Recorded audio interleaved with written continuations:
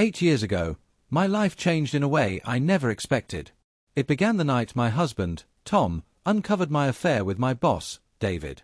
His suspicions had been building for months. The late nights at work, the sudden business trips, the growing silence between us. He had every reason to question me. And when he confronted me with proof, the hurt in his eyes was undeniable. I couldn't deny it anymore. The affair wasn't born out of passion or love. It was the result of poor choices during a time when I felt unsatisfied in my marriage.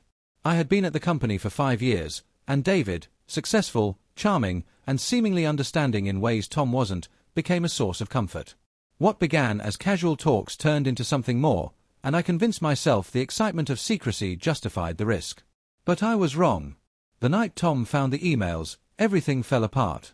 He didn't yell or demand answers. The heartbreak was written across his face. Without a word, he walked out and disappeared for 2 days. When he returned, it wasn't to reconcile. It was to collect his belongings and leave for good. The following months felt like a haze. I took time away from work to avoid facing David, someone I could no longer stand to see.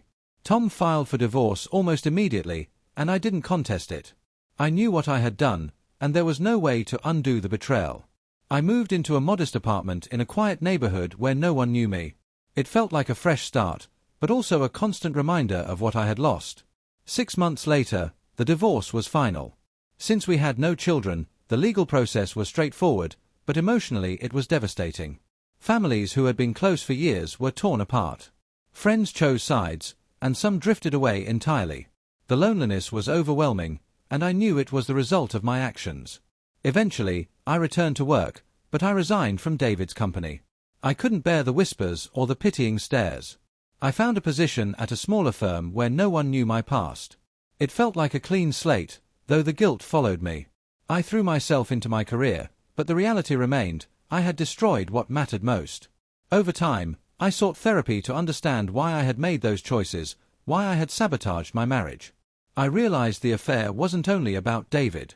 It reflected deeper issues with Tom and my avoidance of them. Instead of addressing problems, I had chosen escape. Meanwhile, Tom rebuilt his life. Within a year, he began dating again and eventually met Emily, a kind, grounded woman, nothing like me. I heard they were happy, and though it hurt, I felt relieved he had found the stability I couldn't provide. 3 years after our divorce, I saw Tom at a friend's wedding. It was the first time since everything ended. We exchanged polite words, but the distance between us was obvious. The guilt surged back, and I wondered if he would ever forgive me, or if I could forgive myself. I continued therapy and joined a support group for people affected by infidelity, both those betrayed and those who had betrayed. Listening to their stories helped me see the deeper consequences of my actions, not only on Tom but on myself. By the 5th year, I had found some peace. With a colleague, I started a small business, something I had always dreamed of but never pursued. It wasn't a replacement for the life I had ruined, but it was a step toward something new. Around this time, I learned Tom and Emily were engaged. Seeing the announcement filled me with mixed emotions.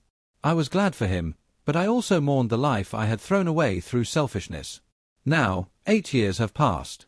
Tom and Emily are married and recently welcomed their first child. I sent them a card, not expecting a reply. But to my surprise, Tom reached out weeks later, thanking me and asking to meet for coffee, not to rekindle anything, but for closure. When we met, it felt like speaking with an old friend, yet with an unshakable distance. We talked about life, about how we had both changed. He admitted the affair had deeply wounded him, but he also recognized he hadn't been fully present in our marriage. While it didn't excuse my betrayal, it was comforting to know he no longer saw me only as the villain. He told me he had forgiven me, not for my sake, but for his own peace. He had a new family now and needed to release the past. We parted with mutual understanding. There was no dramatic ending, no second chance, only quiet acceptance that the chapter was over. Today, I still run my business, which has grown beyond my hopes. I've started dating again, but with more clarity, more honesty about what I want. I've learned happiness doesn't come from excitement or secrecy, but from steady, intentional effort. The affair remains the biggest mistake of my life, but it forced me to face myself. I'm no longer the woman I was 8 years ago, and for that, I'm grateful.